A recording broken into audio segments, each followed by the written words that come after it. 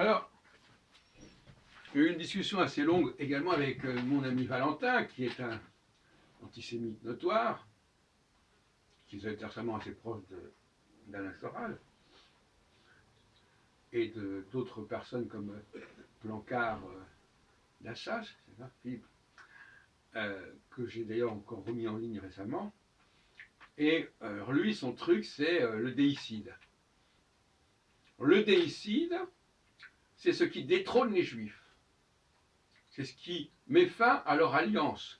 Alors lui, c'est carrément, tout à l'heure je parlais d'Alain Soral, alors lui, c'est clair, le déicide, c'est assez amusant, parce qu'il y en a un qui dit, c'est la nouvelle alliance, bon, très bien, c'est le temps est venu de la nouvelle alliance, et l'autre qui dit, non, c'est parce que les Juifs ont refusé l'annonce de la nouvelle alliance qu'ils ont perdu l'alliance avec Dieu.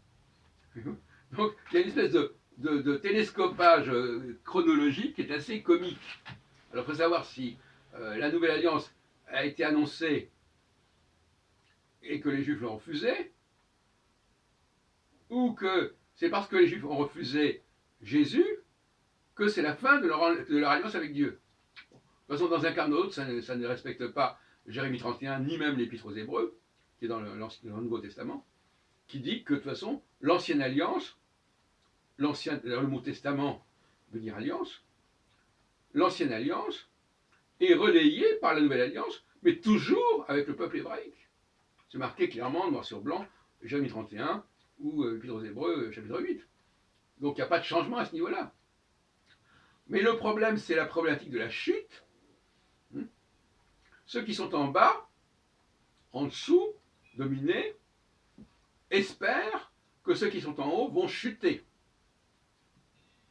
vont tomber. Ils vont commettre une erreur, un péché. Le péché d'Adam, en réalité, c'est ce qui va le faire tomber. Et donc on est dans une sorte de spirale de la chute. Et quelque part, la chute d'Adam est le préambule à la théorie de la chute du peuple hébreu, qui lui aussi va être expulsé du jardin d'Éden, c'est-à-dire qu'il va être expulsé de l'alliance.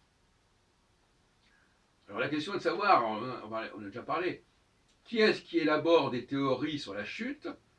Ben, ce sont les gens qui sont dominés. J'en ai parlé longuement.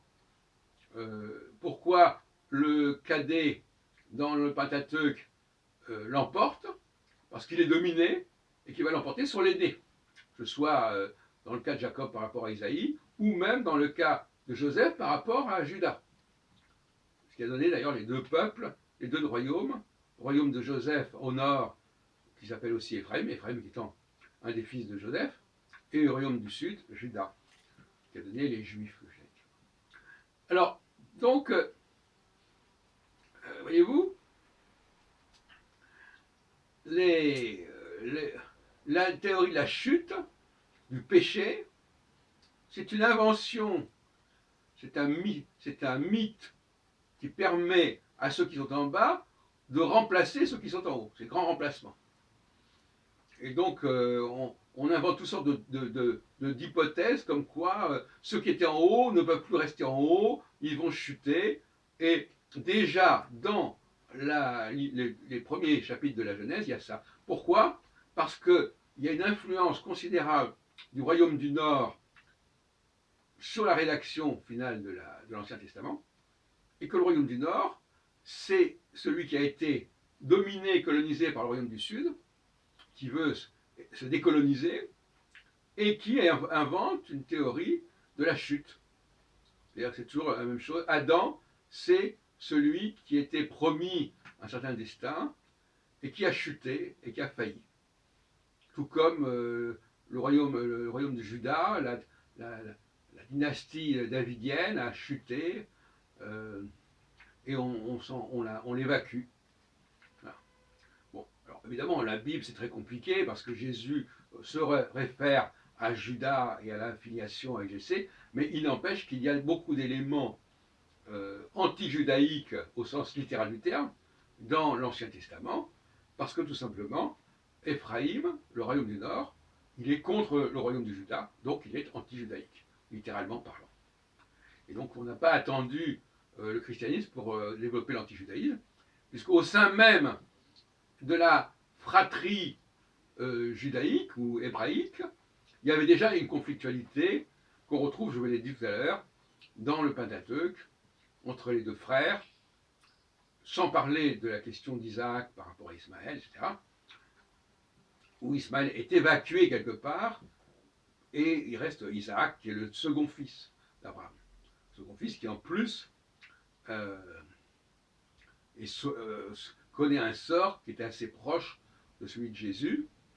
Cela dit, je terminerai en disant une petite digression, qu'une dame qui était là à une réunion ce dimanche matin, a comparé le sort de Jésus à celui de Socrate, en disant que, de même que Socrate a accepté de boire la ciguë, et parce que du fait de la condamnation par le peuple grec, eh bien, Jésus a subi la condamnation par le peuple hébreu, c'est-à-dire ses propres, dont il était issu, comme Socrate était issu du monde grec.